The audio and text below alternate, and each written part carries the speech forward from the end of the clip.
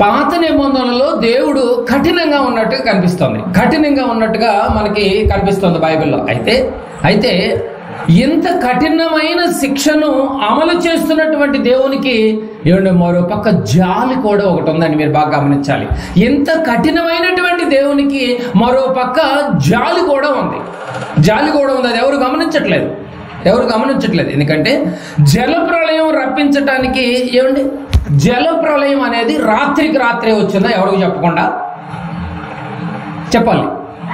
జలప్రళయం అనేది రాత్రికి రాత్రే వచ్చిందా? రాలేదు. రాత్రికి రాత్రే వచ్చిందంటే దేవుడు కఠినుడే.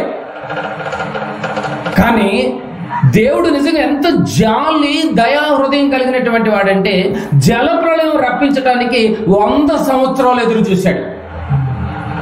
100 సంవత్సరాలు ఎదురు చూశాడు. ఏమండి, రాత్రికి రాత్రే రప్పించలేదు. మారతావని ఎదురు చూశాడు. 100 ఏళ్ళు వాడగట్టించాడు.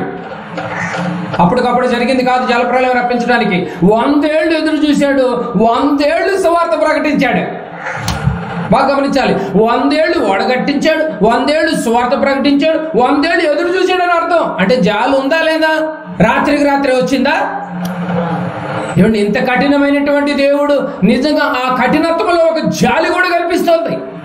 100 ఏళ్ళు జాలి కనిపిస్తోంది. 100 ఏళ్ళు మన మారతావని ఎదురు చూపులు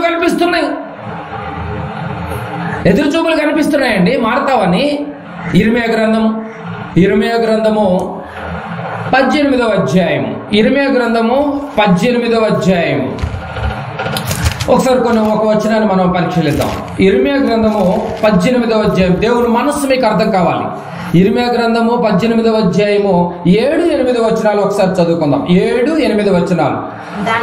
దాన్ని పెళ్ళగింతుననియు విరుగగొట్టుదుననియు నశింపచేయుదుననియు ఏదో ఒక జనమును గూర్చి గాని రాజ్యమును గూర్చి గాని నేను చెప్పి ఉండగా, ఏ జనమును గూర్చి నేను చెప్పి తినో ఆ జనము చెడుతనము చేయుట మానిన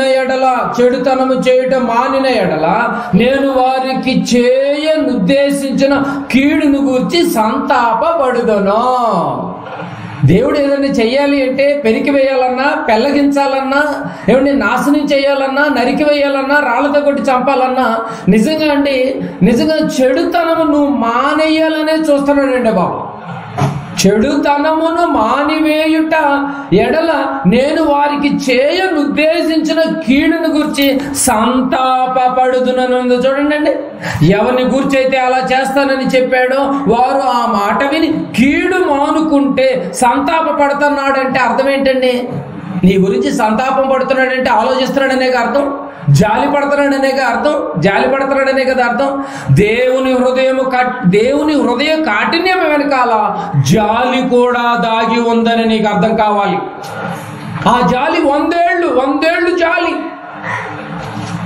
నీ మార్పు కోసం 100 ఏళ్ళు ఎదురు చూపులు. 100 ఏళ్ళు ఎదురు చూసినటువంటి వాళ్ళు ఎవరన్నా ఉన్నారంటే నిజంగా చెప్పండి. 100 ఏళ్ళు ఏమండి, దేవుని హృదయ కాఠిన్యం వెనకాల జాలి కూడా ఉందని మీకు అర్థం కావాలి. ఏమంటే సంతాప పడుతున్నాడంటే ఎంత బాధపడుతున్నాడో మీకు అర్థమవుతుందండి. ఆదికాండము 8వ అధ్యాయం బాగా గమనించాలి. చెడుతనమును చేయటం మానిన ఎడల నేను వారికి చేయనుద్దేశించిన కీడును గురించి ఎంతో సంతాప పడుతున్నాడంట. ఆదికాండము 8వ అధ్యాయం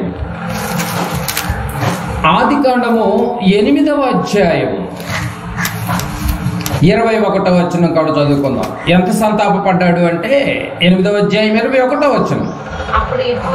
అప్పుడు యెహోవా ఇంపైన సువాసన నాగ్రాణించి ఇక మీదట నరులను బట్టి భూమిని మరలా శపించను.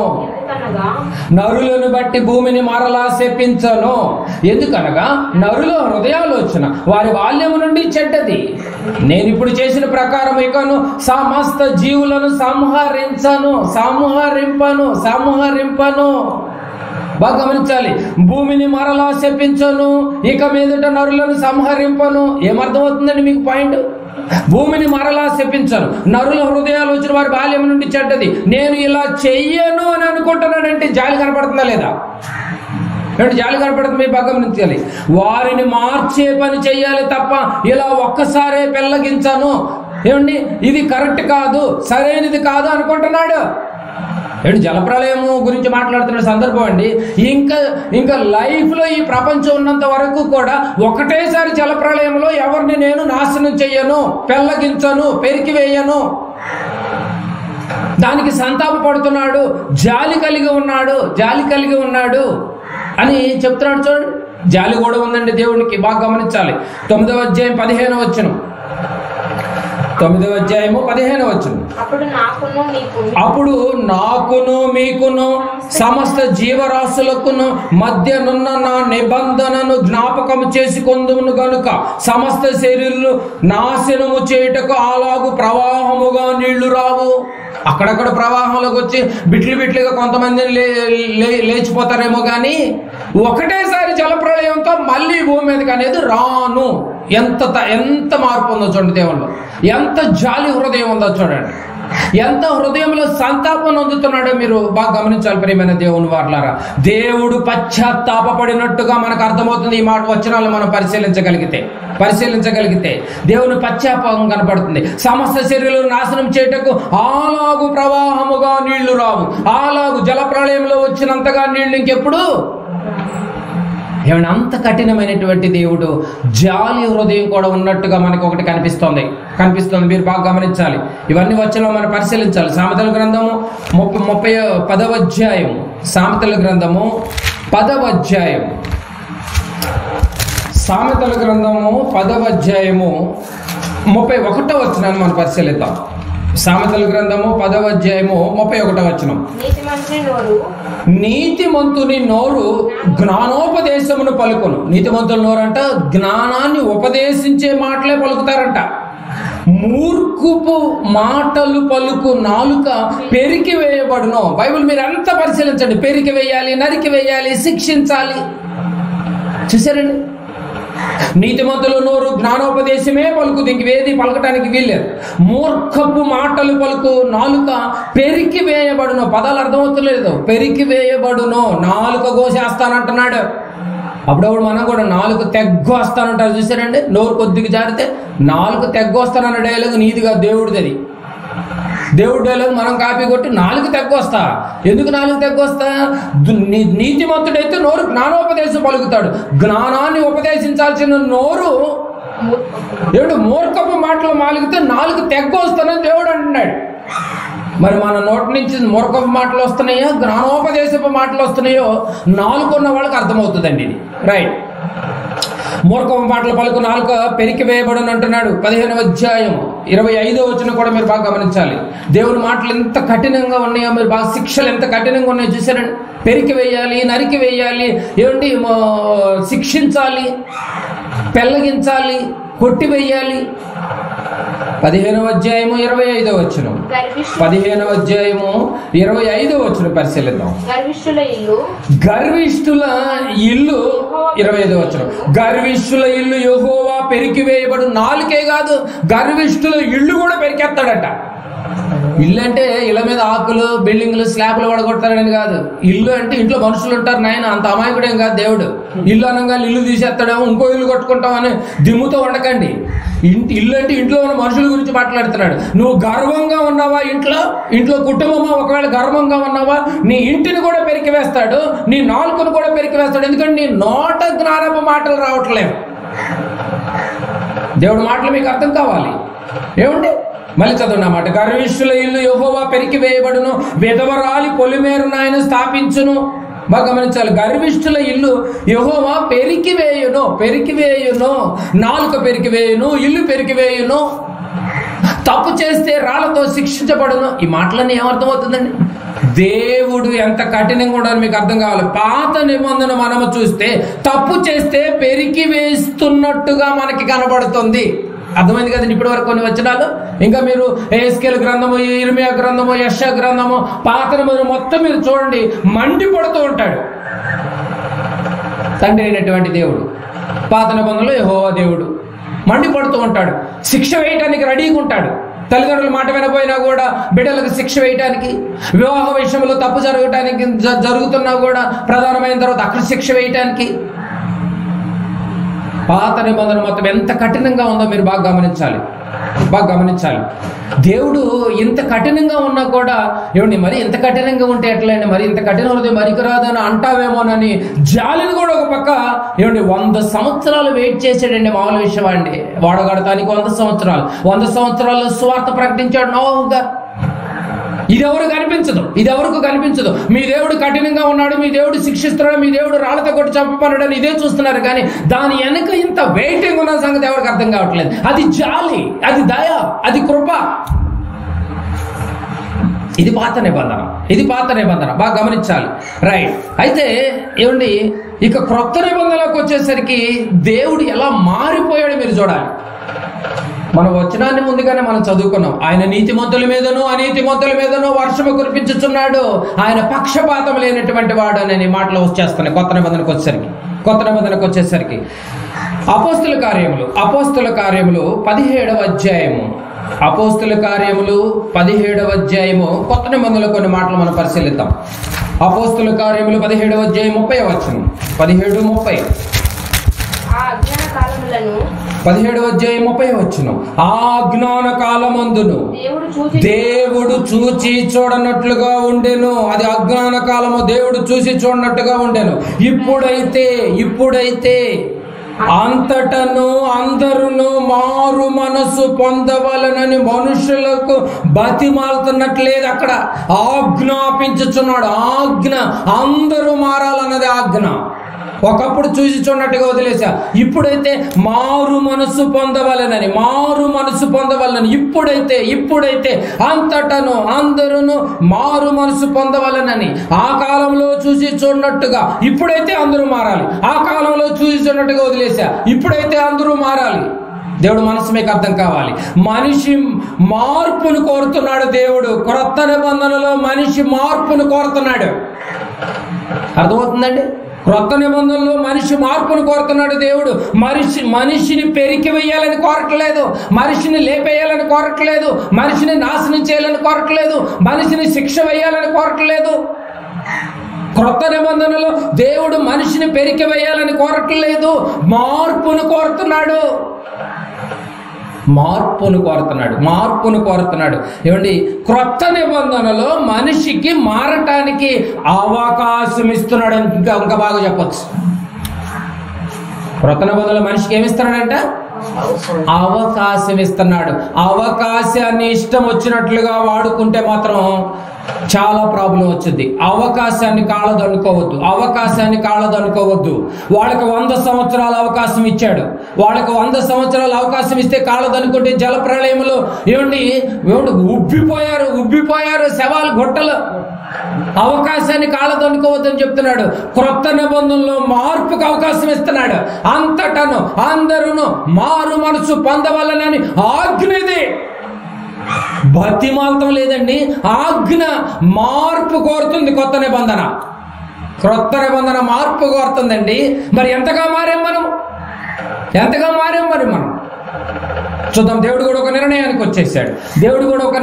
వచ్చేసాడు. బాగా గమనించాలి. ఆ మార్పును అశ్రద్ధ చేసినా, ఆ మార్పును నిర్లక్ష్యం చేసినా, ఆ మార్పును పెడిచెవుని పెట్టినా నీ బతుకు పరిస్థితి ఏమవుతుందో చెప్తున్నాడు కొత్త నిబంధనలో. మార్పుకు అవకాశం ఇస్తున్నాడు. నీ వయసు ఎంత, నీ ఆలోచన ఎంత, ఇప్పుడైతే మారు.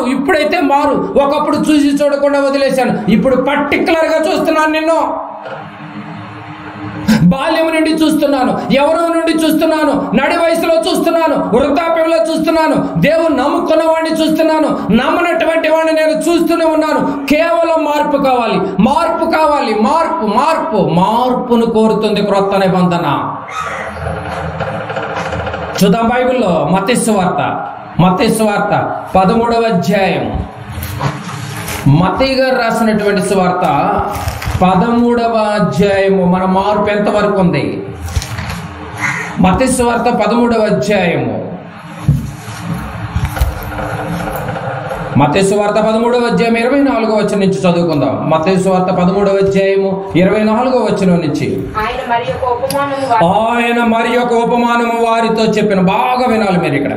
ఎలా అనగా, పరలోక రాజ్యము తన పొలములో మంచి విత్తనము విత్తిన ఒక మనుష్యుని పోలి ఉన్నది. 25వ వచనం. మనుష్యులు నిద్రించుచుండగా అతని శత్రువులు వచ్చి గోధుమల మధ్యను గురుగులు విత్తిపోయెను. మొలకలు పెరిగి గింజ పట్టినప్పుడు గురుగులు కూడా ఆగపడెను. అప్పుడు ఇంటి యజమానుని దాసులు అతని యొద్దకు వచ్చి, అయ్యా, నీవు నీ పొలములో మంచి విత్తనము విత్తితివి కదా, అందులో గురుగులు ఎక్కడి నుంచి వచ్చితివని అడిగిరి. ఇది శత్రువులు చేసిన పని అని అతడు వారితో చెప్పగా, ఆ దాసుడు, మేము వెళ్ళి వాటిని పెరికి కూర్చుట నీకు ఇష్టమా అని అతనిని అడిగిరి. అందుకతడు, వద్దు, గురుగులను పెరుగుచుండగా వాటితో కూడా ఒకవేళ గోధుమలను పెళ్ళగింపబడును. ఏమంటే మీకు ఏమర్థమవుతుంది? ఒక యజమానుడు గోధుమలు విత్తాడంట. బాగా వినాలి మీరు ఇక్కడ. ఒక యజమానుడు అంటే గోధుమలు విత్తాడంట. విత్తితే కొద్ది కాలానికంట ఏం బయటికి రావాలి? పైకి గోధుమలు రావాలి. అంతే కదండి అర్థం. గోధుమలు విత్తినప్పుడు గోధుమలు రావాలి. గోధుమలు రావాలి, కానీ గోధుమలు కనపడతలేదంట, గురుగులు కనపడుతున్నాయంట. విత్తిందేమో గోధుమలు, కనిపిస్తుందేమో కొద్ది కాలానికి గురుగులు కనపడుతున్నాయంట. అసలు ఈ గురుగులు కనపడంగానే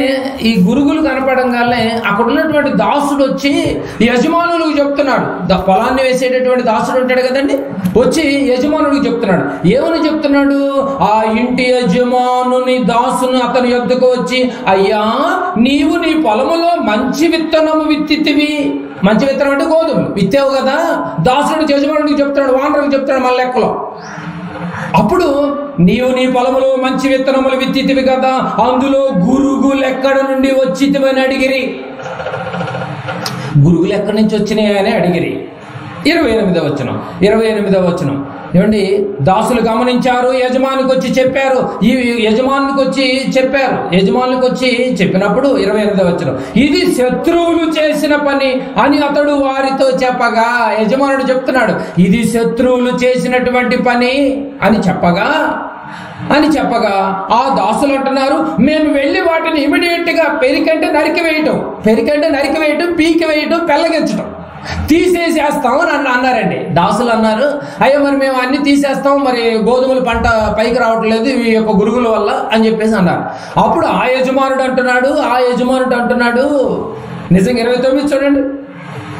అందుకతడు, వద్దు, గురుగులు పీకొద్దు, పెరికేయొద్దు, నరికేయొద్దు, పీకేయొద్దు, వద్దు.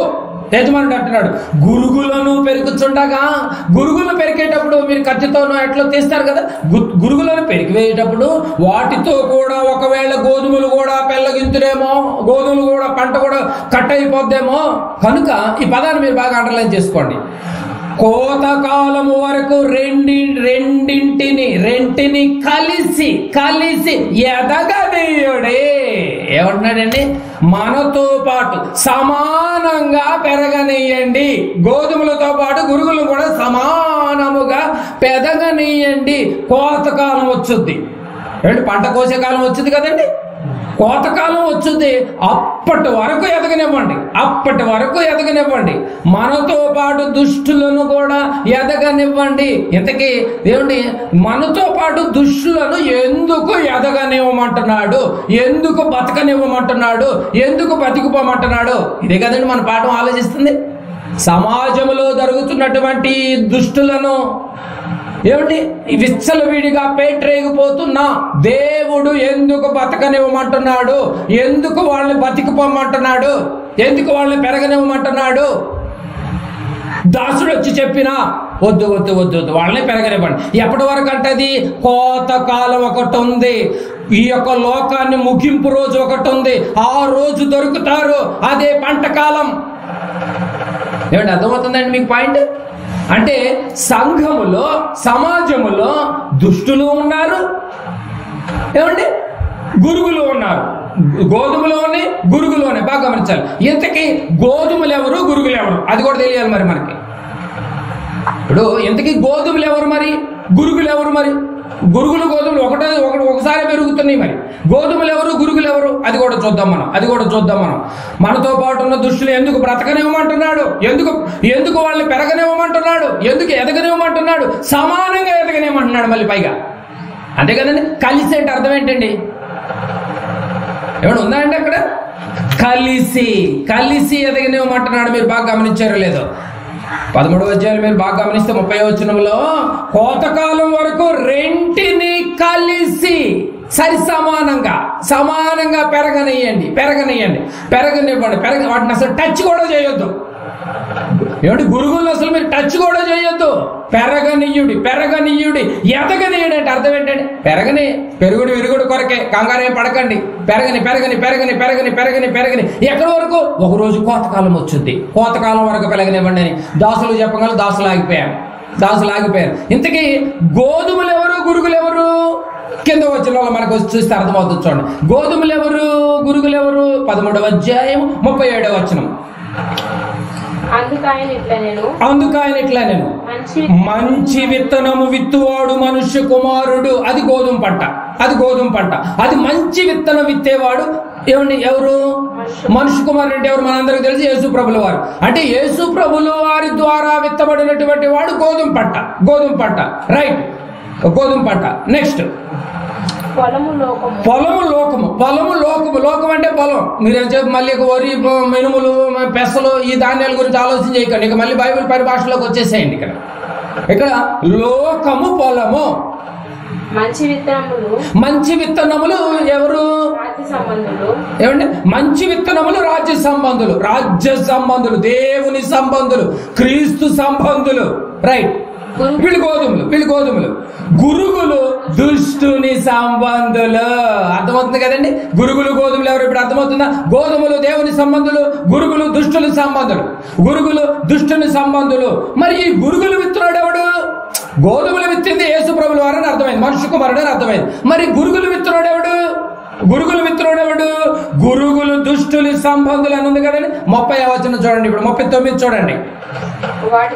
వాటిని విత్తిన శత్రువు అపవాదే. గురుగులు విత్తింది ఎవడు? ఇప్పుడు సంఘంలో లోకమనే ఈ పొలములో, లోకమనే ఈ సంఘములో, లోకమనే పొలమనే ఈ సంఘములో దేవుని గింజలు గోధుమలైతే దుష్టుని గింజలు గురుగులుగా మారిపోయినాయి. విత్తింది ఎవడు?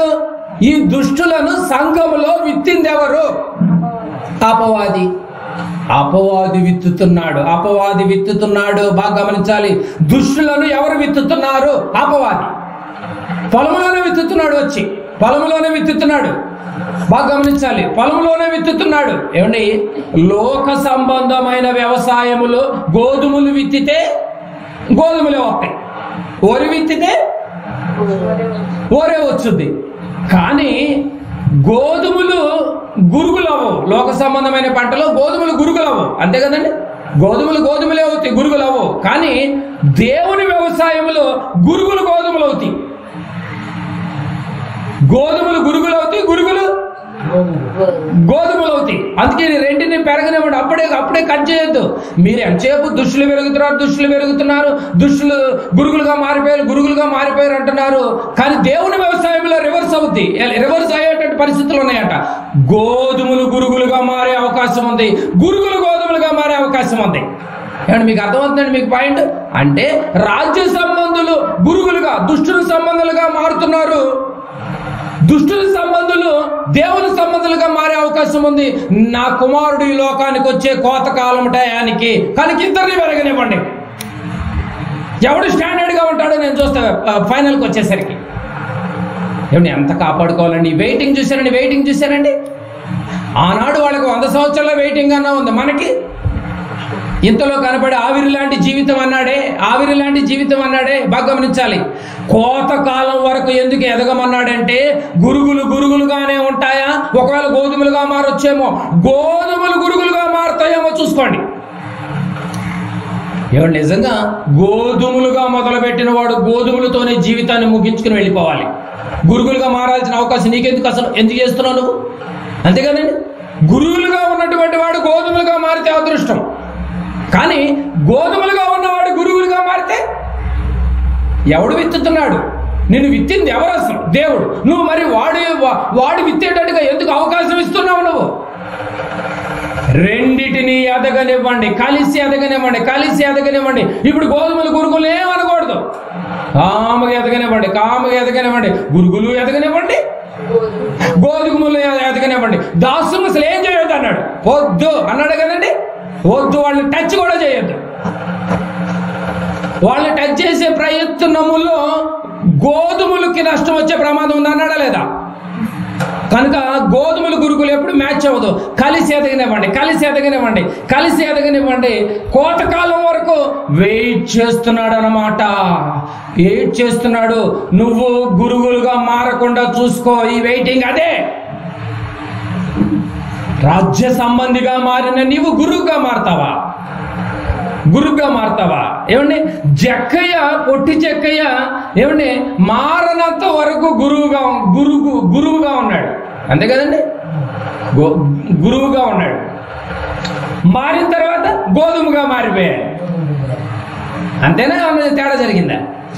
మళ్ళీ చెక్కయ్య గోధుమగా మారిన తర్వాత మళ్ళీ ఏమంటే గురువుగా మారినట్టు ఏమైనా ఉందా బైబిల్లో? చెప్పాలి. జక్కని అలా చదువుకోలేదు మనము. గోధుమ గురుగుగా ఉన్నటువంటి వాడు గోధుమగా మారినట్టుగా జక్కయ్య ఉంది, కానీ మళ్ళీ ఇటు మారినట్టుగా లేదు చరిత్రలో. అలా చదవలేదు మనం జక్కని. పౌలు గారు గురుగుగా ఉన్నటువంటి పౌలు గారు గోధుమగా మారిపోయినట్టుగా ఉంది, కానీ మళ్ళీ గురుగుగా మారిపోయి యూదుల్లో కలిసిపోయినట్టుగా ఉందా అండి? చరిత్ర ఏం చెప్తుంది, మనం ఏం చేస్తున్నాం? ఎదగనియండి గురుగులను కూడా, మనకేం సంబంధం లేదు, దేవుడు చూసుకుంటాడు. గోధుమగా ఉండాల్సినటువంటి వాడు ఒకప్పుడు నువ్వు గురుగువి, ఒకప్పుడు నేను గురుగుని. గోధుమగా మార్చాడు, రాజ్య సంబంధిగా మార్చాడు, కానీ మళ్ళీ నువ్వు గురువుగా మారుతానంటావేంటి? దేవుడు అంటున్నాడు, నీకేం పని వద్దు, వాళ్ళ జోలొద్దు నీకు అసలు. మరి ఏం చేయాలి? పెరికేవేయమంటావా? ఇది తప్పు అని చెప్పి వెళ్ళా శిక్షించమంటావా అంటే వద్దు నాయన, కొంతకాలం వరకు వెయిట్ చేయి. ఈ మాటలు మీకు ఏం అర్థం అవుతుంది? నాకు బాగా అర్థం అవుతుంది. గోధుమగానే నీ జీవితం ముగిసిపోవాలి, గురువుగా నీకేం పని? ఈ గ్యాప్ ఇస్తుంది ఎందుకంటే, ఈ వెయిటింగ్ ఎందుకంటే, నిన్ను ఎవడు గురువుగా మార్చే ప్రయత్నాలు చేస్తున్నాడు, జాగ్రత్త. ఎవడాడు? అపవాది. వాడు విత్తుతున్నాడు, నేను డైవర్ట్ చేస్తున్నాడు, పెరికి వెళ్ళని చూస్తున్నాడు, నేను డిజైన్ చేస్తున్నాడు. అది గమనించకపోతే నువ్వు రాజ్య సంబంధం ఎట్లా అవుతావు? నువ్వు మనుష్య కుమారుని పోలిన గోధుమ గింజ వలె ఎందుకు ఉండలేకపోతున్నావు నువ్వు? అయినా దేవుడు ఏమాత్రం ఫైర్ అవ్వట్లేదు. అదే పాత నిబంధన ప్రకారంగా అయితే నీ వలన ఇంకొకడు బైబిల్ లేకొకడు తప్పు చేస్తాడేమోనని రాళ్లతో కొట్టి చంపమన్నాడు, పెరికి వేయమన్నాడు, వేళ్లతో సహా పీకి వేయమన్నాడు. అందుకే ఇర్మియా ప్రవక్తను పుట్టించాడు అన్నాడు. అదే శిక్ష ఇప్పుడుంటే, కానీ దేవుడు అంటున్నాడు, ఇప్పుడైతే అంతటను అందరూ మారు మనసు పొందవలెనని వెయిటింగ్. ఈ వెయిటింగ్ దేవుడు చేతగాని వాళ్ళలాగా మారిపోయాడా? ఏమండి, దేవుడు నీకు ఇంత వెయిటింగ్ ఇస్తే చేతగాని వాళ్ళలాగా మారిపోయావా? రాజ్య సంబంధిగా ముద్ర ఎందుకు వేయించుకున్నావు? ప్రభు యేసు రక్తంలో ఎందుకు కడగబడ్డావు? బైబిల్ చరిత్రలో మారినట్టుగా లేదే, జక్కయ్య మారినట్టుగా లేదే, మళ్ళా పౌలు గారు మారినట్టు లేదే, మళ్ళా అననీయ సభ్యురా మారినట్టు లేదే, మళ్ళా ఎక్కడో ఒకళ్ళు అక్కడక్కడ గురుగులుగా మారిపోయారు. వాళ్ళ లాంటి క్యారెక్టర్ ఒకవేళ నీళ్ళు నాలో వస్తుందేమో. ఈ వెయిటింగ్ లో మార్పులు జరుగుతున్నాయి. గోధుమలు గురుగులయ్యే అవకాశాలు ఉన్నాయి, గురుగులు గోధుమలయ్యే అవకాశాలు ఉన్నాయి. ఈ వెయిటింగ్ లో అటు ఇటు ఏదో జరుగుతుందంట, అందుకు వెయిట్ చేస్తాడు. ఫైనల్ వరకు ఎవరు వెయిట్ చేస్తారో జడ్జిమెంట్ రోజు చూద్దాని అంటున్నాడు. ఏం చేయటం లేదు కదా అని చెప్పి విచ్చలవిడిగా నీకు ఇష్టం వచ్చినట్టుగా గురువుగా మారదాం అనుకున్నావేమో, రేపు మామూలుగా ఉండదు. వెయిట్ చేయి. దాసుడితో చెప్పాడు కదండి, వద్దయ్యా వద్దు, నీకు అసలు సంబంధమే లేదు, వాణ్ణి పెరగని నువ్వు పెరుగు. ఫైనల్ కోతకాలము సమయమున రెండిటిని ఎదగనేయండి. కోతకాలం రోజు నేను చూసుకుంటా. అంతే కదండి. కోతకాలం వచ్చినప్పుడు తప్ప వైపుకి, పొట్టు వైపుకి, ఏమండి గింజ వైపుకి, రాసి ఎటు ఉండాలో, తప్పలు ఎటు ఉండాలో, పొట్టు ఎటు ఉండాలో, ఏది ఇంటికి తీసుకెళ్లాలో, ఏది తగలబెట్టాలో యజమానుడికి తెలీదా? తప్పలు తేలిపోతా ఉంటాయి, గింజలు కళ్ళంలా ఉంటాయి, గింజలు కళ్ళంలా ఉంటాయి, అంతే కదండి, గాలికి తేలిపోతా ఉంటాయి. కానీ ఈ తప్పలు, గింజలు, ఈ పొట్టు ఒకరోజు పొలం అనేటటువంటి సంఘములో చక్కగా పాలు పోసుకుని ఎదిగినటువంటి వాళ్ళే ఎందుకు నువ్వు తప్పగా మారిపోయావు, ఎందుకు నువ్వు తేలిపోయావు, ఎందుకు దుష్టుని సంబంధిగా మారిపోయావు, ఈ వెయిట్ చేస్తున్నాడు ఇంకా నిన్ను పెరిగి వేయనందుకు సంతోషించాలి. వెయిట్ చేస్తున్నాడు. ఇప్పుడైతే అంతటను అందరూ మారు మనసు పొందవాలనని కోతకాలం వరకు వెయిట్ చేస్తున్నాడు. పాత నిబంధనలు అయితే నో వెయిటింగ్ లేదు, వెంటనే శిక్ష జరగాలి. చూసానండి, వెంటనే శిక్ష జరగాలి. పౌలు గారు గురుగ్గానే ఉన్నాడు, గోధుమగా మారిపోయాడు. గురుగ్గా ఉన్న ఆయన గోధుమగా మారిపోయాడు. పొట్టి చెక్కయ్య మారిపోయాడు. అప్పటి వరకు గురుగ్గా ఉంది సమరయ స్త్రీ, గోధుమ గింజగా మారిపోయి పట్టణాన్ని మార్చేసుకుంది. మళ్ళీ ఇటు మారినట్లేదే చరిత్రలో. ఎందుకు క్రైస్తవుడు ఇలా గోధుమగా ప్రారంభించి గురుగ్గా మారిపోతున్నాడు? ఇగో కోతకాలం వస్తుంది అన్నటువంటి ఆలోచన నీకు లేదా? నిద్రాశక్తిగో ఇంకా నువ్వు జీవితాన్ని కొనసాగిస్తున్నావేమో, ఈ లోకపు ఆలోచనతో నువ్వు కొనసాగిస్తున్నావేమో. ఈ రాత్రి నీ ప్రాణాలను అడిగితే ఇవన్నీ మర్చిపోయి వెళ్ళిపోవటమే, తెగదెంపులు తెంచుకుని వెళ్ళిపోవటమే. నో భార్య, నో వైఫ్, నో చిల్డ్రన్స్. ఏం చేస్తారు అప్పుడు? ఎందుకు ఈ బంధాలు? ఎంతవరకు ఉండాలో అంతవరకే ఉండండి. బైబిల్ చెప్తుంది. అధికంగా పూసుకోవద్దు. రెండింటిని ఎదగనియుడి, కలిసి ఎదగనివ్వండి. ఎవరిని ఏమంటానికి లేదండి, కలిసి ఎదగనివ్వండి. జడ్జిమెంట్ మనం దేవుడికి అప్పచెప్పేయాలి. దేవుని వెయిటింగ్ లో ఇప్పుడు మార్పులు చేర్పులు జరుగుతాయి. మీకు అర్థం కావట్లేదు, మార్పులు జరుగుతున్నాయి. గోధుమగా ప్రారంభించి గురుగులుగా మారిపోతున్నావేమో. గురుగులుగా ఉన్నటువంటి వాడు గోధుమలుగా మారిపోతున్నాడు. ఒకసారి వచనాన్ని చూద్దాం. మత్తయి సువార్త 19వ అధ్యాయం. మత్తయి సువార్త 19వ అధ్యాయం. మత్తయి సువార్త 19వ అధ్యాయం 30వ వచనం. మొదటివాడు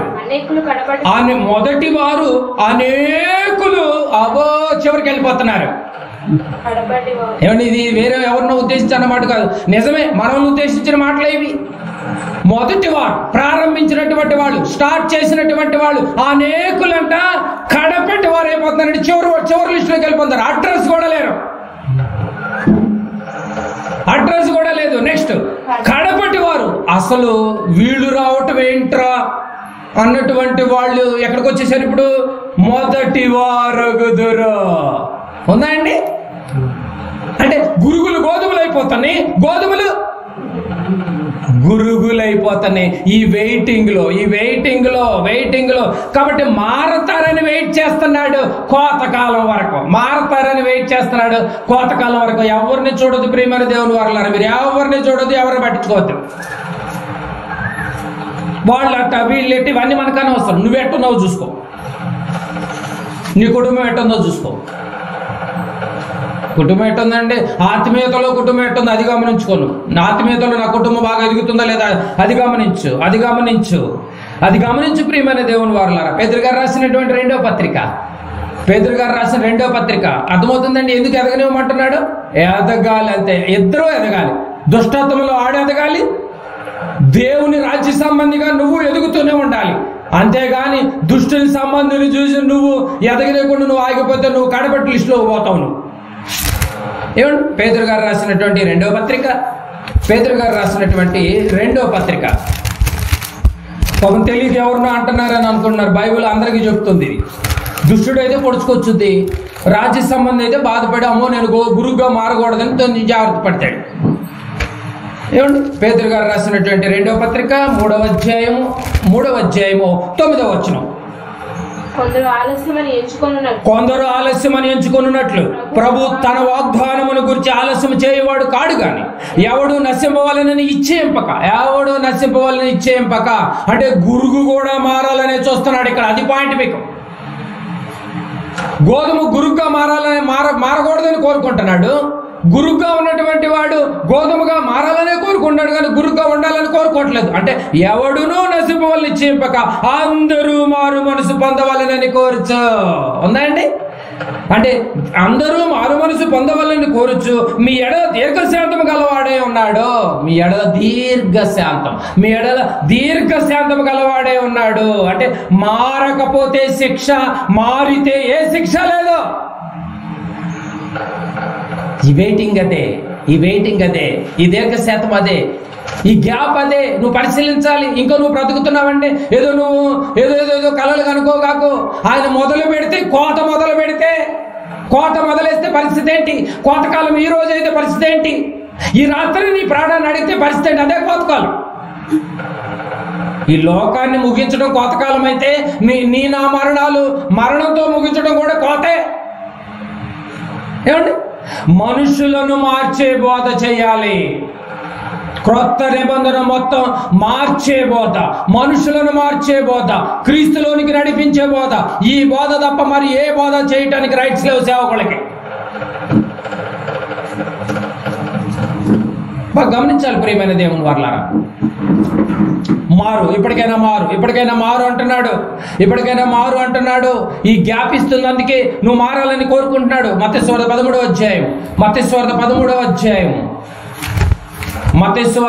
13వ అధ్యాయము గోధుమగా మొదలుపెట్టి గురుగ్గా ముగిస్తున్నావేమో. నీ జీవితం ఎక్కడ ఆగిపోయింది? నీ ఆత్మీయ జీవితం గమనించు.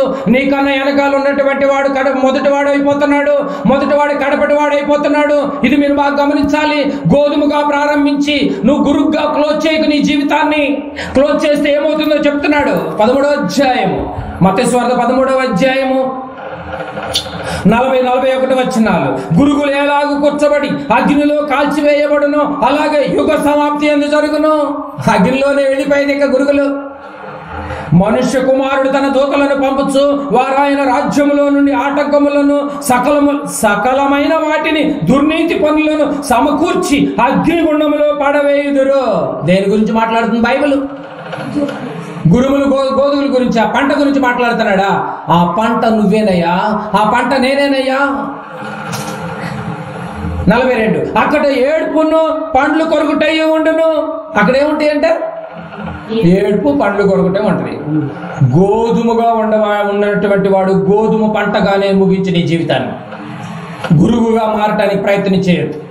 అంతటా అందరూ మారాలి, మార్పు చెందాలి. అందుకే దీర్ఘశాంతంగా ఉన్నారు. ఒకనాడు 100 సంవత్సరాలు వెయిటింగ్ చేశాడు జలప్రళయానికి ముందు. ఈ రోజు లోకానికి అంతానికి ముందు ఎప్పుడు వస్తుందో, ఏ రోజు వస్తుందో అనేది ఎవరికి తెలియదు, గ్యారంటీ లేదు. ఈ రోజే ఒకవేళ కోతకాలం అయితే, ఈ రోజే ముగింపు దినం అయితే నువ్వు ఏడుపు పండ్లు కొరకడం తప్ప ఏమీ లేదు. నా జీవితాలు జాగ్రత్తగా ఆలోచించండి అంటున్నాడు. దుష్టుడు ఎదుగుతున్నాడు, దేవుని సంబంధి ఎదుగుతూనే ఉంటాడు. ఏమాత్రం దుష్టుని చూసి నువ్వు అపోహపడిపోయావా, నువ్వు కూడా గురుగ్గా మారిపోతావు. బాధాకరమైనటువంటి విషయం ఏంటంటే గోధుమలను చూసి గోధుమలు ఎదిగే పరిస్థితులు లేరు ఈరోజు. గోధుమలు కూడా గురుగులను చూసి ఏమంటే నక్క చూసి పులి వాత పెట్టుకున్నట్టుగా మారిపోయారు, గురుగ్గా మారిపోతున్నారు అందరు గురుగులుగా. అయినా అదే బాగుంటుందిలేండి కదండి, అదే బాగుంటుంది. అందరూ తొందరగా ఎదిగిపోవాలని, అంతే కదండి. ఏమండి వరి పంటను మీరు బాగా గమనించగలిగితే వరి పంట సైలెంట్ గానే పెరుగుతుంది, లోపలగా కంకిలు కూడా లోపలికి వెళ్ళిపోతూ ఉంటాయి. కానీ లోపల ఒకటి ఉంటుందండి, ఏంటిది ఒక కంకి స్పీడ్గా పెరుగుతూ ఉంటుంది. ఏమంటే ఒక కంకిలు కొన్ని స్పీడ్గా పెరుగుతూ ఉంటాయి, దుబ్బులు అక్కడక్కడ. ఏం పంటది? బెరుకు ఎలా ఉంటది? అందరికీ కనబడాలని, నాకంటూ ఒక స్పెషలైజ్డ్ ఉండాలని, దీని మీద స్పీడ్గా ఎదగాలని, అన్నిటితో పాటు వేసినా ఆ పంట ముందే కనపడదు. చూడండి అండి, ఈ స్వభావం అంతా ఎవరు అనుకుంటున్నారు? ఈ బెరుకు స్వభావాన్ని చూసి ఆ పంట దగ్గర వ్యవసాయదారుడికి నేర్పాడు.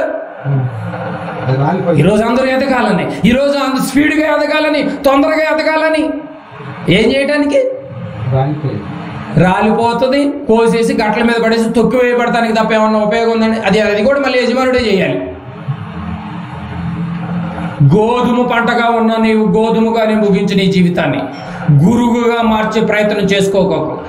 మొదటి వారు కడపటి వారు అయిపోతున్నారంట, కడపటి వారు మొదటి వారు అయిపోతున్నారంట. దాసుడు వచ్చి అడిగాడు, మరి ఏం చేయమంటావా, గురుగులు కోసేమంటావా? వద్దు నాయన, రెండింటిని సమానముగా కలిసి పెరగనివ్వండి. కామ్గా ఉన్నాడు. దుష్టుడు నీతో పాటే ఉంటాడు గుంట తవ్వటానికి. అయినా నువ్వు గుంట తవ్వించుకో, గుంటలో పడి చావు, రేపు నేను పైకి లాగుతాడు చచ్చిపోయిన తర్వాత. అంతేగా నువ్వే నాకు గుంట తవ్వేమా ఈయన అడగటానికి కూడా లేదు. అంతే కదండి. ఎగ్జాంపుల్ ఏంటంటే ఇలా మాట్లాడతాను మీరు అంటారా? యేసు ప్రభుల వారి శిలువ మరణానికి వెళ్ళేటప్పుడు, ఘట్టానికి వెళ్ళేటప్పుడు పేతురు గారు పట్టుకుని అడుగుతాడు, ఏమని? ఈ మరణం నీకు ఎన్నడను, ఈ శిలువ మరణం ఎన్నడను నీకు రాకూడదని అనుకుంటే గుంటతోవే ప్రయత్నం చేస్తాడు అపవాది. ప్రభులు వారు ఏమన్నా అన్నాడా? సాతానా ఒకడు పో అన్నాడు, పేతురు అని అనలేదు, సాతానా అన్నాడు తప్ప ఏమన్నా పేతురు లేపేయడానికి ప్రయత్నం ఏం చేయలేదు యేసు ప్రభులు వారు. ఇస్కరియోతు ముద్దు పెట్టి మరి అప్పచెప్పే ప్రయత్నం చేస్తున్నా కూడా నువ్వు అన్నట్టే నేనే ప్రభు అన్నట్టు అంటే నువ్వు అన్నట్టే అన్నాడే తప్ప ఏమనలేదే. నువ్వు కూడా ఏమనొద్దండి, దుష్టులు పెరగనివ్వండి, ఏమనదు. ప్రైజ్ రండి, prize, okay, bye bye bye bye. ఎక్కువ పూసుకోకండి, ఎక్కువ రాసుకోకండి. వాక్యాన్ని ఎక్కువగా పూసుకోండి. వాక్యంతో తలస్నానం చేయండి ఎక్కువగా. మన వాక్యంతో తలస్నానం చేయకుండా దుష్టునితో తలస్నానం చేద్దాం. అంటే వాడి మాటలు, వాడి యొక్క నురుగు వెళ్ళగక్కునే స్వభావాన్ని మొత్తం మేదేసుకుంటే మొదటి వాడు కడపటి వాడు అయిపోతాడు, కడపటి వాడు మొదటి అవుతాడు, ఎక్కడో లాస్ట్లో ఉన్నవాడు ముందుకు వచ్చేస్తాడు. పెరగనివ్వండి, పెరగనివ్వండి, పెరగనివ్వండి, పెరగనివ్వండి. కోసేది నేను, కోతకాలం రోజు నేను చూస్తా వాళ్ళ వ్యవహారాలు. ఎంతో పెట్టుబడి పెట్టాను, నా కుమారుని యొక్క రక్తాన్ని పెట్టుబడి పెట్టానే. ఆ పెట్టుబడికి ప్రతిఫలంగా నువ్వు గోధుమగా ఉండాల్సినటువంటి వాడు ఏమంటే గురువుగా మారిపోతావు. రేపు చూసుకుంటాడు. చూద్దాం ఒకసారి వచ్చిన ప్రకటన గ్రంథం 22వ అధ్యాయం. ప్రకటన గ్రంథము చివరి మాట ఒకసారి మాట చూసి ముగించేసుకుందాం. ప్రకటన గ్రంథం 22వ అధ్యాయం. ప్రకటన గ్రంథము 22వ అధ్యాయము. బైబిల్ బాగా చదువుకోండి ప్రియమైన దేవుని వారలారా. గురువుగా మొదలుపెట్టి ఒకప్పుడు గురువుగా ఉన్నటువంటి మనల్ని గోధుమలుగా మార్చాడు దేవుడు తన ప్రియ కుమారుని యొక్క రక్తంతో. గోధుమగానే ముగిద్దాం ప్రియమైన దేవుని వారలారా. దయచేసి గురుగు స్వభావంలోనికి మనకు రావద్దు. మీరు మీ అపవాది తండ్రి యోగు దుష్టుని సంబంధులు అన్నాడే అవద్దు మన వల్ల. ఏమండి? ప్రకటన గ్రంథము 22వ అధ్యాయం. ప్రకటన గ్రంథము 22వ అధ్యాయం 11వ వచనం చూడండి చివరిగా. అన్యాయము చేయువాడు ఇంకను అన్యాయమే చేయనిమ్ము. నీకు అనవసరం అన్యాయం చేసేవాడు చేయని. నీకు చేస్తాడా, నీ కుటుంబానికి చేస్తాడా, ఎవరు చేస్తాడు చేయని. నువ్వేం చేయొద్దు. అన్యాయం అయిపోవాలి వాడి చేత. వాడు ఎన్నో మాటలు అంటాడు, నీదే తప్పు అంటాడు, నీదే అవును నాదే తప్పయ్యా. అన్యాయం చేసేవాడు అన్యాయం చేయని, తిరగబడొద్దు. ఎందుకంటే దేవుడికి అవకాశం. పగ తీర్చుకొనుట నీ పని, దేవుడి పని. పగ తీర్చుకొనుట దేవుడి పని. నువ్వెవరు పగ తీర్చుకోవటానికి? అదే అంటున్నాడు, అన్యాయము చేయవాడును అన్యాయం చేయను. అంటే దుష్టుడి సంబంధం ఎదుగుతూ ఉన్నప్పుడు, దేవుడి సంబంధి రాజ్య సంబంధం ఎదుగుతున్నప్పుడు వాడు నీకు అన్యాయం చేస్తాడు. ఆయన అన్యాయం చేయని, అన్యాయం చేసి కూడా తిరగబడతాడు. అన్యాయం చేయనిము. అపవిత్రుడైన వాడు ఇంకనూ అపవిత్రుడుగానే, వాడు ఎన్ని చెప్పినా కూడా అపవిత్రుడుగానే ఉంటాడు. ఇస్కరియోతు 3.5 సంవత్సరాలు యేసు ప్రభుతో పాటు ఎన్నో గొప్ప కార్యక్రమాలు చేశాడు, ఎన్నో చేశాడు. వాడు అపవిత్రుడుగానే ఉండిపోయాడు, అపవిత్రుడుగానే పంటనకులో చేసుకుని వెళ్ళిపోయాడు ముగించుకుని. అపవిత్రుడుగానే ఉండనిమ్ము, అన్యాయంగానే చేయనిమ్ము. నీతిమంతుడు ఇంకను నీతిమంతుడుగానే ఉండనిమ్ము. నువ్వు మాత్రం నీతిని వదిలేయద్దు, నీతిని వదలొద్దు. నీతో పాటు అవినీతి కూడా అక్కడే ఉంటాడు, దుష్టుడు కూడా అక్కడే ఉంటాడు. నీది తప్పు అంటాడు, నిన్ను ఏలుబెట్టి చూపిస్తాడు, నువ్వు సరిగా లేవంటాడు, నువ్వు సరైన వాడివి కాదంటాడు, నువ్వు భక్తుడు కాదంటాడు, నీది అసలు భక్తే కాదంటాడు. అనవసరం. Don't care. అన్యాయం చేసేవాడిని చేయని. యేసు ప్రభువు జరిగిన అన్యాయం కదా మనకేమైనా అన్యాయం జరిగిందండి? ఏ లేదే. ఆయనతో పోల్చుకున్న మన అన్యాయం పెద్ద అన్యాయమే కాదు. చేయనిమ్ము. నీతిమంతుడుగానే ఉండనిమ్ము. పరిశుద్ధుడు ఇంకనూ పరిశుద్ధుడుగానే ఉండనిమ్ము. అంటే నీతిమంతుడు దుష్టుడు ఇద్దరు ఎదుగుతూనే ఉంటారు సంఘంలో. కోతకాలం రోజు చూసుకుంటాడు. 12వ వచనం, ఇదిగో నేను త్వరగా వచ్చుచున్నాను, కొంచెం ఓపిక పట్టండి. నీతిని వదిలేయద్దు. గోధుమగా మొదలుపెట్టిన వాడు గోధుమగానే ఉండు, గురువుగా మారద్దు, నేను త్వరగా వచ్చేస్తున్నా. ఇదిగో నేను త్వరగా వచ్చేస్తున్నాను, వాని వాని క్రియ చొప్పున ప్రతి వానికి ఇచ్చుటకు నేను సిద్ధపరిచినటువంటి జీతము నా యొద్ద ఉన్నది. నేనిచ్చే జీతం నీకు కావాలి అంటే, నేనిచ్చే జీతమైన పరలోకం నీకు కావాలి అంటే, గోధుమలుగా మొదలుపెట్టిన నీవు గోధుమలుగానే ముగించు. గురువుగా మారావా నీకు జీతం దొరకదండి, జీతం దొరకదు. నీ ఇష్టం. ఈ వచనాలు మీరు ఎలా అపార్థం చేసుకున్నా కూడా నాకు ఏ ఇబ్బంది లేదు. నాకైతే విషయం నీట్గా అర్థమైపోయింది. గోధుమగా మొదలుపెట్టిన నీవు గోధుమలుగానే ఎదగాలి.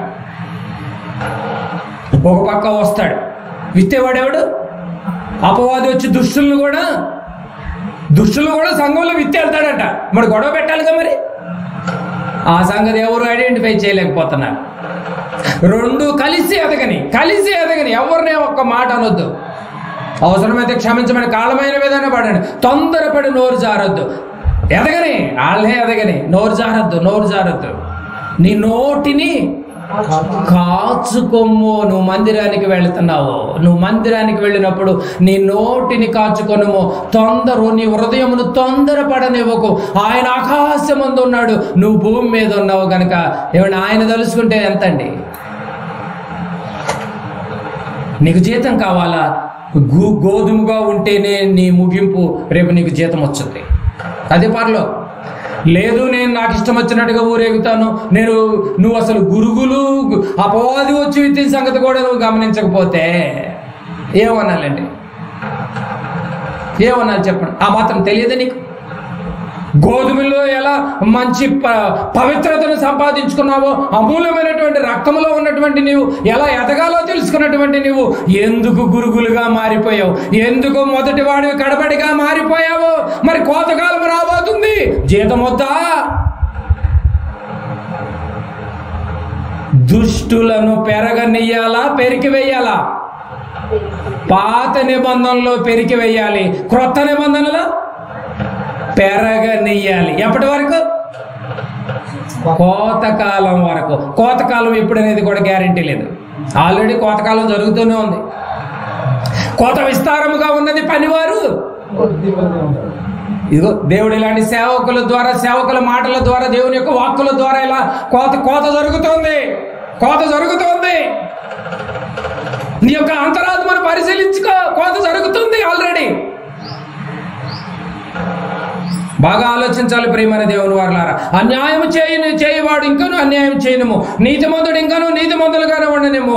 దీర్ఘశాంతమునకు గల కారణము మార్పు కోసమే తప్ప, శిక్షను తప్పించుకోవటమే తప్ప శిక్షను వేయటానికి మాత్రం కాదు. దేవుడు నీ శిక్షను తప్పించటానికి, ఆ నరకమున ఆరని అగ్ని పురుగు చావదని చెప్పినటువంటి ఆ శిక్షను తప్పించడానికి దేవుడు నీకు ఇంకా బ్రతుకునిచ్చాడు, ఇంకా ఆయుష్నిచ్చాడు. ఎందుకు నువ్వు మారు? ఇకనైనా నువ్వు మారు. అందరూ మారాలి, మార్పు చెందాలి. మారాలని మనసు మార్చుకోండి అంటే మనిషి అపార్థం చేసుకొని గోధుమగా ప్రారంభించినటువంటి వాడు, రాజ్య సంబంధిగా ప్రారంభించినటువంటి వాడు గురుగుగా మారి నేను మారానంటున్నాడండి. గురుగులుగా మారి నేను మారానని అనేక మందికి చెప్పుకుంటామంటే నీకు నువ్వు చెప్పుకుంటే కరెక్ట్ కాదు, అది బైబిల్ చెప్పాలి. ఎలా ఉంది మన ఆత్మీయ జీవితం? ప్రారంభంలో గోధుమలుగా మొదలుపెట్టినటువంటి మనము గురుగుగా ముగిస్తున్నామేమో మన యొక్క బ్రతుకు. నాకు ఆయుష్కాలం ఎప్పుడు ఏ రోజు జరుగుతుంది అనేది తెలియదు. ఏ రోజు ముగింపు దినానికి చర్మగీతం పాలుతాడో తెలియదు దేవుడు. ఎవరిని పట్టించుకోకండి. ఎవడు మనకి శాశ్వతం కాదండి. సింగిల్గా వచ్చాం, సింగిల్గానే వెళ్ళిపోతాం. ఎంతమంది వాక్కుంటే వాక్కొని అనవసరం మనకి. చాలా మంది యేసుప్రభుల వారిని ఆ పిలాతు ముందు వాగుతున్నారు. నిన్ను అనేకమైన మాటలు మాట్లాడుతున్నావు, నువ్వేం మాట్లాడవేంటన్నారు. వాక్కుంటే వాక్కొని అనుకున్నాడు. నువ్వు అన్నట్టే అన్నాడంతే. అనేక నేరములు మోపుతున్నారే, నీ నోరు ఎందుకు విప్పు అన్నాడండి పిలాతు. సైలెంట్గా ఉన్నాడు. సైలెంట్గా ఉండండి. రేపు దేవుడికి సెటిల్మెంట్ దినాన్ని దేవుడికి అప్పచెప్పండి. వ్యవసాయం ఆయన చూసుకుంటాడు. ఏది కాల్చాలో, ఏది పరలోకానికి తీసుకెళ్ళి ఆ యొక్క గాజుల్లో నింపాలో, రాజ్య సంబంధులు ఆయన చూసుకుంటాడు. మనకెందుకు? కానీ ఈ రెండు పెరిగేటప్పుడు మాత్రం కొన్ని మాటలు రావచ్చు, అవమానాలు రావచ్చు, నిందలు రావచ్చు. ఎందుకంటే దుష్టుడును దేవుని సంబంధి ఇద్దరు ఎదుగుతారు ఒకే సంఘంలో, ఒకే సంఘం. అయినా నువ్వు అసలు పట్టించుకోవాలి. పట్టించుకుంటే నువ్వేమైపోతావు తెలుసా? వాళ్ళతో నోరు కలిపితే, వాళ్ళతో చెయ్యి కలిపితే, వాళ్ళతో సహవాసం చేస్తే నువ్వు కూడా గురువుగా మారిపోతావు. జాగ్రత్త, జాగ్రత్త, జాగ్రత్త. అందుకే దావీదు గారు అప్పుడే చెప్పాడు, దుష్టుల ఆలోచన చొప్పున నడవద్దురా నాయనా అని దండం పెడితే, దీంట్లో నువ్వు సంబంధాలు చూడొద్దు, దీంట్లో నువ్వు బలగాలు చూడొద్దు, దీంట్లో రక్త సంబంధాలు చూడొద్దు, నువ్వు నాశనం అయిపోతావు. ఇక్కడ ఏ సంబంధం లేదు.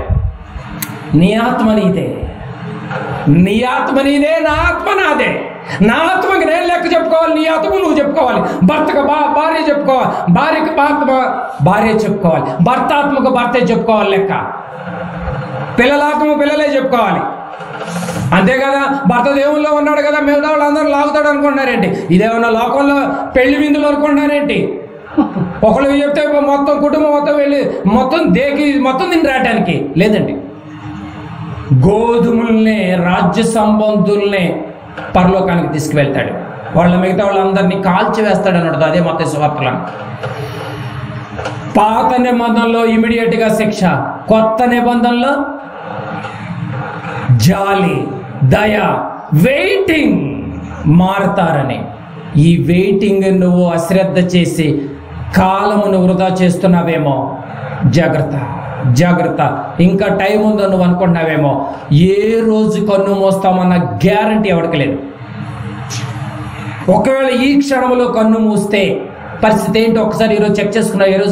ఏ రోజైనా ఈ క్షణంలో ఆన్ ది స్పాట్, పొలంలో ఉన్నప్పుడు కన్ను మూసామా, ఉద్యోగంలో ఉన్నప్పుడు కన్ను మూసామా, జర్నీలో ఉన్నప్పుడు కన్ను మూసానా, ఒకవేళ మందిరంలో ఇంటికి వెళ్ళేటప్పుడు కన్ను మూస్తే మన ఆత్మీయ జీవితం ఎలా ఉందని ఒక్కసారి ఆ రీడింగ్ను మన దేవుడు మా యొక్క ఆ స్కేల్ మనకు పెడితే, ఆ కొలమానం మనకు పెడితే, పాల కేంద్రానికి వెళ్ళిన వెంటనే ఆ క్యాన్ మూత ఓపెన్ చేయగానే రీడింగ్ పెడతాడే శాతం ఎంత ఉందని. కన్ను మూసిన వెంటనే మన ఆత్మకు శాతం పెడితే ఎవరి ఆత్మకు వాళ్ళకే కదండి. వాని క్రియల చొప్పున అన్నాడా, లేదా పక్కోళ్ళ క్రియల చొప్పున నీకు జీతం ఇస్తానన్నుందా? ఓవర్ చేయకుండా ఎవరి పనులు వాళ్ళు చూసుకోండి. నా పని నేను చూసుకుంటా, మీ పని నువ్వు చూసుకోండి. మారాడా సరే, భర్త అయినా భార్య అయినా పిల్లలైనా వాళ్ళని పట్టుకుని ఏలాడితే మాత్రం క్లోజ్ అండి. వాళ్ళు మారండి బాబు. ఏవు గారు మారి ఏమన్నా హెల్ప్ చేసిందా, లేకపోతే ఆయన కూడా లాగేస్తుందా? కట్టుకుని కాపురం చేసిన భార్యే నువ్వు ఇంకనూ దేవుడు వదలవా అంటుంది, లోకపు ఆలోచనలో పడిపోయి. అర్థం కాలేదా? ఆయన యోగు గారు ఏమన్నారు? మూర్ఖురాలా. మీకు అర్థం కాదండి ఈ భాష, మీకు అర్థం కాదు. వాక్యంలో ప్రతిదినం మీరు ధ్యానిస్తే ఈ లాంగ్వేజ్ మీకు అర్థమవుతుంది. లోతు గారు వెనక తిరిగి చూడలేదు, లోతు భార్య వెనక తిరిగి చూసింది. అయ్యో నా భార్య రా నాయన, ఆవిడతో కాపురం చేశాను, పిల్లలు కానీ వెళ్ళుంటే. మీకు బంధువు ప్రీతి ఎక్కువ కదా, మరి లోతు గారి భార్య కదా, కలిసి కాపురం చేసింది. ఏమైపోయింది? వద్దు. భార్యలు కలిగిన వాళ్ళు భార్యలు లేనట్టును, భర్తలు కలిగిన వారు భర్తలు లేనట్టును, కొన్నట్టుగా గాను నాదే అని అనుకోకూడదు. ఏదో ఒక వస్తువు కొనుగోరు నాదే అనుకున్నావంటే ఇంక నువ్వు దాని చుట్టూ తిరగటమే. కనుక బాగా ఆలోచించేయాలి. గోధుమలు గురుగులుగా మారే అవకాశాలు ఉన్నాయి. లోక పంటల్లో గోధుమలు ఎత్తితే గోధుమలే వస్తాయి. దేవుని పంటలో రోజుల కొద్దీ ఆడు మాటలు, చెప్పుడు మాటలు, దుష్టుడు మాటలు, ముసలమ్మ మాటలు, ఆ మాటలు ఈ మాటలు విని గోధుమలుగా మొదలుపెట్టినటువంటి ఆత్మీయ జీవితం గురుగులుగా జీవితాలు ముగించేస్తే రేపు కోత కాలం రోజు నీ బతుకున్న బతుకేమైపోవాలి ఒకసారి ఆలోచించే. వింటానికి కష్టమైన కూడా ఇవి నిజాలు. ప్రియమైన దేవుని వల్ల ఆలోచించండి. ఎప్పుడు అసలు నిజంగా తొందరగా ఎంత చెప్పాలంటే ఈ లోకంలో ఎంత తొందరగా కనుమూసేది అంత మంచిదండి బాబు. వద్దండి బాబు. ఎంత డేంజర్గా ఉందంటే లోకం దరిద్రం పట్టిందండి బాబు. కన్న కూతురుని కూడా వదలలేని పరిస్థితిలో తండ్రి ఉన్నాడు, చెల్లిని కూడా వదలలేని పరిస్థితిలో అన్న ఉన్నాడు. ఏమండి, ఒక గర్భాన్ని పుట్టినటువంటి బిడ్డల్లోనే కక్షలు కారుణ్యాలుగా ఉంటే ఇంకెందుకండి బాబు ఈ లోకం? భార్య ఎప్పుడు చంపుద్దో తెలియనటువంటి పరిస్థితిలో ఉంది లోకం. భర్త ఎప్పుడు కాల్చి ముక్కలు కొట్టి చంపుతాడో తెలియని లోకంలో ఉంది. ఇంకెక్కడండి బాబు బంధాలు? జరుగుతున్నదే మీకు చెప్పింది. అందుకు ఎవరికి దయచేసి మీకు చేతులు జోడించి చెప్తున్నా, ఎవరి మీద మనసు పారేసుకోకండి. మీరు పారేసుకుంటే దేవుడి మీద తప్ప ఇంకెవరి మీద మనసు పారేసుకోకండి. అందుకే దావీదు గారు అప్పుడే మనసు పారేసుకున్నాడు. నన్ను రక్షించు చోటు నీవే అన్నాడు. ఎక్కడ లేదంట, దేవుడు తప్ప ఎవడు రక్షించలేడంట. మనం అందరూ మోసం చేసేవాళ్ళనండి బాబు. కనుక ఆలోచన చేయండి. దుష్టుల్ని ఇంకా పెరగనిస్తున్నాడు అంటే పెరికి వేయకుండా, ఇది దేవుడు వెయిటింగ్ చేస్తున్నాడు. ఎందుకో తెలుసా? నువ్వు మారతావని. ఈ గ్యాప్లో కొద్దిగా ఆలోచన చేసి స్పీడ్గా నిర్లక్ష్యం చేయకోకుండా చక్కగా మారితే అదృష్టవంతులు, లేకపోతే మనంత దురదృష్టవంతులు ఇంకెవరు లేరు. ఆలోచించండి, మంచి నిర్ణయం తీసుకోండి. కళ్ళు మూసుకొని ప్రార్థన చేసుకుందాం. దయగలిగినటువంటి మా యొక్క కన్న తండ్రి, మీ పాదాలకు వందనాలు చెల్లించుకుంటున్నాము నాయన. మీ విలువైనటువంటి మాటలు, మా బ్రతుకులకు అవసరమైనటువంటి మాటలు, మా కుటుంబాలను నెమ్మదిపరిచేటటువంటి మాటలు, ధైర్యపరిచేటటువంటి మాటలు, మేము ఎలా బ్రతకాలో మాకు తెలియచేసినటువంటి మాటలు, దాసుడు వచ్చి చెప్పినా కూడా పెరగనివ్వమని చెప్పేవే తప్ప ఆ పెరగనివ్వమని చెప్పినటువంటి దానిలో నిజంగా మా కోసం ఎంతగానో వెయిట్ చేస్తున్నట్టుగా ఉంది నాయన. ఒకనాడు 100 సంవత్సరాలు వెయిట్ చేశారు, కానీ ఈరోజు ఏ రోజు మమ్మల్ని పిలుస్తారో తెలియదు నాయన. ఈ గ్యాప్లో మేము ఇంకా ఎక్కువగా మీకోసం బ్రతికే మహాకృపను ఇంకా ఎక్కువగా ప్రసాదింప చేయండి. తలొచ్చిన బిడ్డలందరూ మీరు ప్రత్యేకంగా మీరు జ్ఞాపకం చేసుకోండి తండ్రి. పాఠశాలకి ఏ బిడ్డలైతే ఇస్తున్నారో, వచ్చే బిడ్డలైనా రాలేని బిడ్డలైనట్టు కూడా తండ్రి, అందరూ ఆనందంగా ఉండాలి. అది లోకానుసారమైనటువంటి ఆనందములో ఉంటే ముగింపు రేపు భయంకరంగా ఉంటుంది. కానీ ఆనందించుడి, మరలా చెప్పుదును, ఆనందించుడి, ప్రభువులో ఆనందించుడు అన్నారు నాయన. నిజంగా మీ వాక్యములో ఉన్నటువంటి ఆనందం, మీ యొక్క వాక్యపు అనుబంధములో ఉన్నటువంటి ఆనందం మరెక్కడ లేదని మాకు అర్థమవుతుంది తండ్రి. ఈ ఆనందాన్ని మేము అంతవరకు కాపాడుకుని కృపను మాకు ప్రసాదింపచేయండి.